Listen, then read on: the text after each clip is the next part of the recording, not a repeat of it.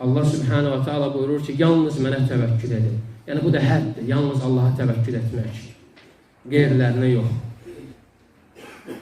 Və həmçinin də yəni Allaha təvəkkül etmək də yəni imandandır. Necə ki Allah Subhanahu wa Ta'ala dedi ki, buyurur, əgər müminsinizsə, bu da təvəkkülün imandan olmasına dəlalət edir, Allaha təvəkkül etməyin. Və insan yəni bu dünyada olan dünyəvi ehtiyacları üçün də belə yalnız və yalnız Allaha təvəkkül etməlidir. Bilməlidir ki, həqiqətən də ruzi verən Allahdır və insanlara xeyir verən və zərəri insanlardan uzaqlaşdıran yalnız Allah Subhanahu wa Ta'aladır.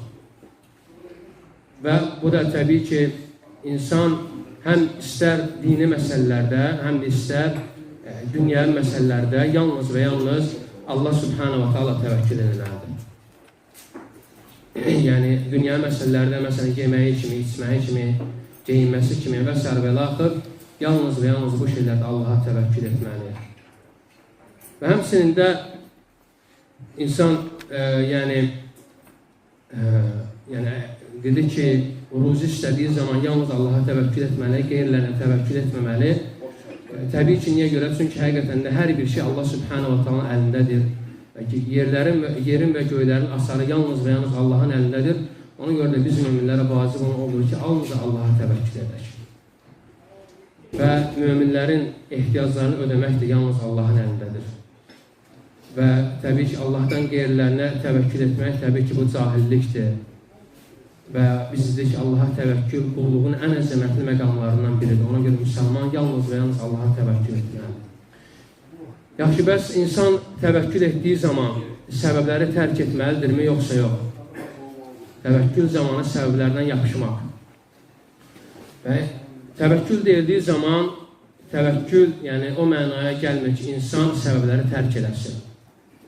Və yerində oturaraq desin ki, Allah ruzi verəndir, Allah istəsə mənə elmləndirəcək və s. və laxır bu kimi şeylər yerində oturmaqdır.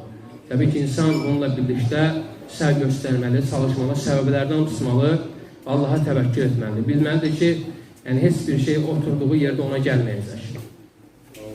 Ta ki, səbəblərdən tutmayınca Allah Subhanahu wa Ta'ala ona o şeyləri müəssər etməz. Heç bir şey səbəbsiz də baş verə bilməz. Ümumən, yəni əgər neyinsə insan baş verməsini istəyirsə, iki şey cəm eləməlidir. Birinci Allaha təvəkkül və sonra isə faydalı səbəbləri özündə tutmaq, faydalı səbəblərdən yapışmaq. İnsan, məsələn, ruzi qazanmaq üçün Allaha təvəkkül edir və həmçinin ruzi dalınca gedir. Bu da ruzini qazanmağın səbəblərindəndir. Və həmçinin də, məsələn, taxıl ilə məşğul olanlar, birinci növbədə təbii ki, onlar oranı zərərli şeylərdən təmizləyir və sonra isə oranı şumlayır və sonra toxum səpir və sonra oranı suluyur. Və artıq bundan sonra bu səbəblərdən sonra Allah Subhanahu wa Ta'ala təvəkkül edir, onun qorunmasında, onun böyüməsində və oradan neyinsə, yəni hər hansı bir səmərini əldə etməsində Allah Subhanahu wa Ta'ala təvəkkül edir. Həmçinin insan, məsələn, deyə bilər ki, insan əgər evliliyi tərk edirsə, deyir ki, mən Allaha təvəkkül etmişəm. Təbii ki, əgər insan evliliyi tərk edirsə, təbii ki, insan səbəbləri tərk edir. Səbəbləri tərk edir ki, o səbəblər də evliliyi tərk eləmək də, yəni evlənmək də o səbəblərdəndir ki, insana Allah Subhanahu wa Ta'ala zürriyyət nəsib edir, insana övladlar nəsib edir. Bunlar səbəblərdir. Səbəblərdir. Nəticə isə Allah Subhanahu wa Ta'ala əlindədir. Səbəblər insanın evlənməsi və sərbəlaxı bu kimi şeylər, lakin uşaqların dünyaya gəlməsi isə nəticədir. Allah Subhanahu wa Ta'ala'nın verdiyi ona bir ruzi bir nemətdir. Ona görə insan işlərində, əməllərində səbəblərindən yapışmalı və Allaha təvəkkül eləməli. Lakin burada bir şey qarışdırmaq lazım deyil ki, insan, məsələn, insan mücərrəd olaraq səbəblərə yapışıb təvəkkülü tərk etməməlidir. Və təbii ki, və həmçinin də insan Allaha təvəkkül edib, həmçinin də əksi səbəbləri buraxmalıdır. Bu ikisi də təbii ki, xətadır. Alimlər buyurur ki, bu haqda buyurur ki, mücərrəd olaraq səbəblərə, yəni arxayın olmaq bu şirkdir, lakin və həmçinin də və həmçinin də səbəbləri tərk etmək isə şəriəti aşağılamaqdır. Şəriət bizə səbəblərdən tutmağı əmr edir.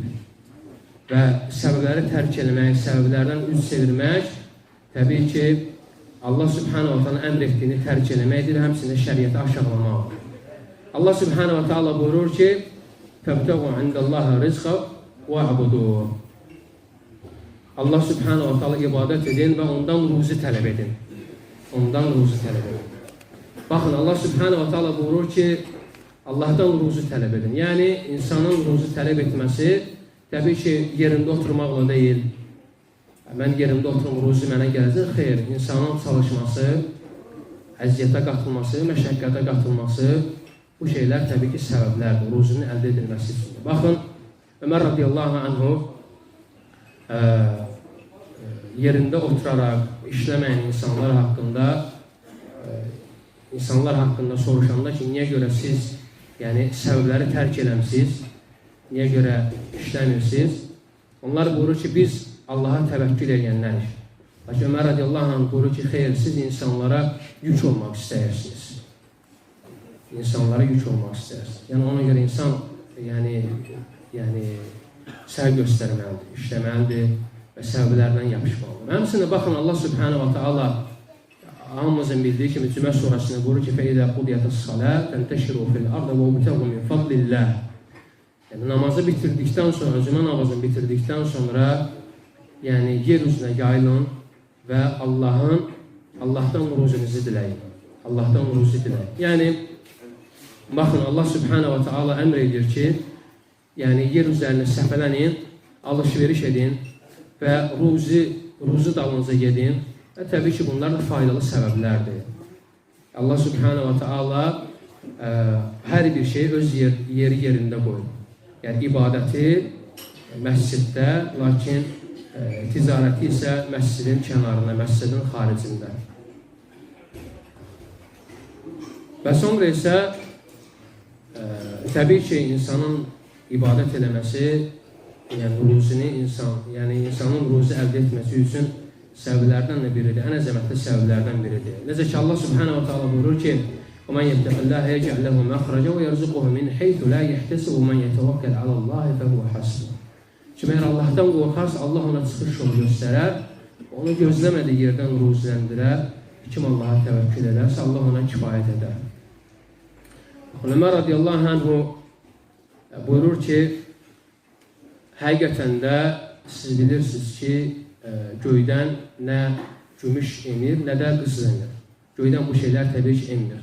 Bu şeylə, bu cümlə ilə təbii ki, o kimlər rədd edirdi? Hansılar ki, onlar yerlərində oturmuşdu, heç bir iş görmürdülər. Ömər radiyallahu anh belə kəsləri qırmazla vurardı. Və ona görə insan düşünsün ki, necə ki, Ömər radiyallahu anh buyurur, yerdən nə gümüş enir, nə də qızıl enir. Ona görə insan səbəblərdən yapışmalıdır. Əgər insan səbəbləri tərk edərsə, təbii ki, bu onun acizliyidir. Həmçində onun tənbəlliyindəndir.